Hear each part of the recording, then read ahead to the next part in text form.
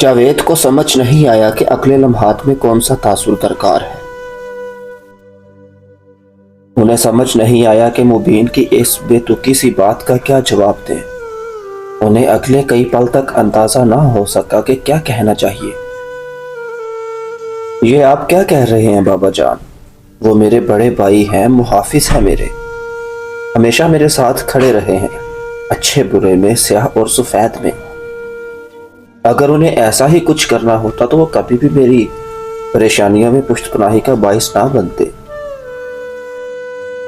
وہ تمہاری پشت پناہی کبھی نہیں کر رہا تھا جاوید، وہ تمہاری کمر توڑنے کا سامان اکٹھا کر رہا تھا۔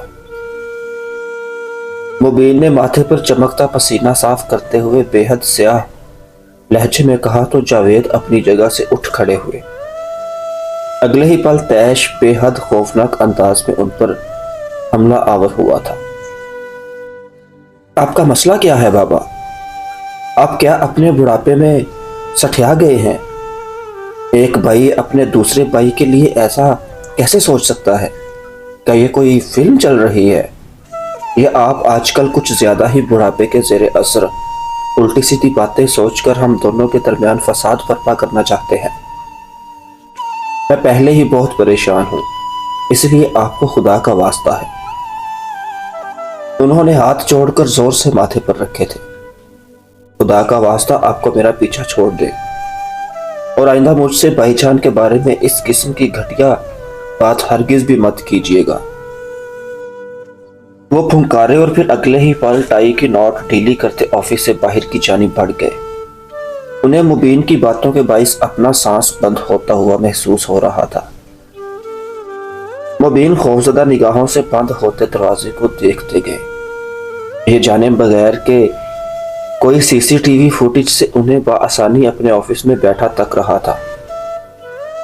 نہ صرف وہ انسان انہیں دیکھ سکتا تھا بلکہ ان کی باتیں اور انکشافات بھی وہ بے حد آسانی کے ساتھ سن چکا تھا۔ رمیز نے سپورٹ لہجے کے ساتھ ہاتھ آگے بڑھایا اور پھر لیپ ٹاپ کی اسکرین کو نیچے کر دیا۔ سامنے چلتا منظر غائب ہو گیا اور پھر اگلے روز مبین کی لاش ان کے کمرے سے ملی تھی۔ ٹھنڈی، خون آلود اور بے جان لاش تھی وہ۔ مبین کی اچانک اور پر اسرار سی موت انصاری ہاؤس پر بجلی بن کر گری تھی۔ جاوید کو تو گویا سانپ سونگھ گیا تھا۔ فورنسک رپورٹ میں معلوم ہوا کہ وہ رات کو اندھیرے میں کسی شے سے ٹکرا کر گرنے کے باعث مرے تھے، یوں کہ وہ اپنے بستر سے اٹھے ہوں اور ساتھ رکھی کسی چیز سے ٹکرانے پر اپنا توازن قائم نہ رکھنے کی صورت میں گر گئے ہوں اور پھر گرتے ہی کوئی بہت بھاری چیز ان کے سر پر آ لگی ہو۔ جاوید ان کی موت کی صبح ان کے کمرے کی جانب بڑھ رہے تھے تاکہ اپنے کل کے بدتمیز رویے پر ان سے معافی طلب کر سکے۔ وہ کبھی بھی ضبط کا دامن یوں ہاتھ سے نہیں جانے دیا کرتے تھے، لیکن چونکہ بہت سی چیزیں ان کے اعصاب پر سوار تھی، سو ان سب کا بابا پر نکلنا یقینی سی بات تھی۔ اگلے ہی پل انہوں نے کمرے کا دروازہ واک کیا اور پیچھے گرتے گرتے بچے۔ خون کی بہت تیز بو ان کے نتنوں سے ٹکرائی تھی اور پھر ان کی آنکھوں نے اپنی زندگی کا انتہائی تکلیف دہ وہ منظر دیکھا۔ مبین اوندے منہ گرے ہوئے تھے، ان کے سر سے بے تحاشا خون نکل کر سفید ٹائلز والے فرش پر پھیلا ہوا تھا۔ سفید فرش پر پھیلا تازہ سرخ خون تھا وہ۔ اگلے ہی پل وہ ہذیانی انداز میں دوڑتے ہوئے اندر کی جانب بھاگے تھے۔ انہیں یاد تھا کہ مبین کی جانب بھاگتے ہوئے ان کے پیر خون میں بھر گئے تھے۔ انہوں نے ہاتھ آگے بڑھا کر اوندے پڑے مبین کو سیدھا کیا تھا۔ ان کا چہرہ اپنا سفید سے نیلا پڑتا جا رہا تھا، ہاتھ بے تحاشا کانپ رہے تھے اور حلق میں کانٹے اگ گئے تھے۔ اگلے کئی دن تک انہیں کچھ یاد نہ رہا، نہ اولاد کے جھمیلے، نہ کاروباری الجھن، نہ رشتے ناتے، نہ زندگی کا کوئی اور پہلو۔ سب جیسے بابا جان کے ساتھ ہی قبر میں دفن ہو گیا تھا، سب جیسے ان کے ساتھ ہی مر گیا تھا۔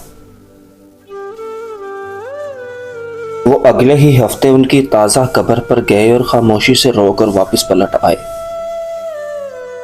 لاؤنج میں ہی انہیں فکر مند سے رمیز مل گئے تھے۔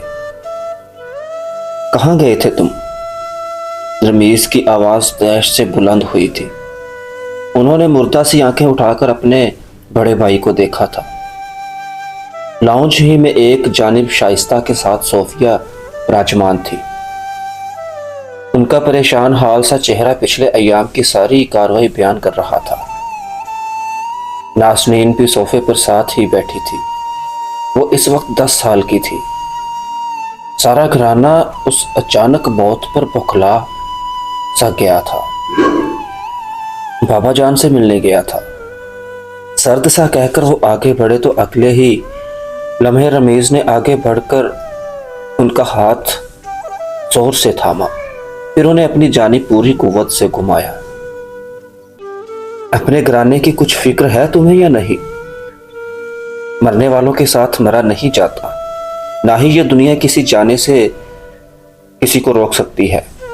یوں غم زدہ رہ کر سوگ رچا کر کیا ثابت کرنا چاہتے ہو تم؟ وہ پوری قوت سے جاوید پر دھاڑے تو لاؤنج میں براجمان دونوں خواتین سہم اٹھی۔ ناسنین نے بھی خوفزدہ نگاہوں سے جاوید کا یخ چہرہ دیکھا تھا۔ اسے بابا بہت بدلے ہوئے لگ رہے تھے۔ ہاتھ چھوڑے میرا آپ۔ اگلے پل جاوید بھی اپنی پوری طاقت سے ان پر چلائے تھے۔ گھر کے ملازمین لاؤنج میں سمٹ آئے۔ اپنے کمرے میں موجود طلحہ باہر نکل آیا تھا۔ 12 سالہ رضا بھی سہما سا لاؤنج میں ہی چلا آیا تھا۔ میرا باپ مجھے معاف کیے بغیر جا چکا ہے اس دنیا سے۔ میں معافی تک نہیں مانگ سکا بابا جان سے، ایک آخری دفعہ بات تک نہیں کر سکا میں ان سے۔ جب وہ اپنے کمرے میں گرے ہوں گے اس وقت میں اپنے کمرے میں خواب خرگوش کے مزے لے رہا تھا۔ انہیں آخری لمحات میں میری ضرورت تھی لیکن میں ان کے پاس نہیں تھا بھائی جان۔ ایسے میں آپ چاہتے ہیں کہ میں ایک ہفتے کا بھی سوگ نہ مناؤں، اپنی دنیا اس قدر مگن ہو جاؤں کہ آخری معافی کو بھی بھول جاؤں میں، جو میں ان سے اس رات مانگ ہی نہیں سکا تھا۔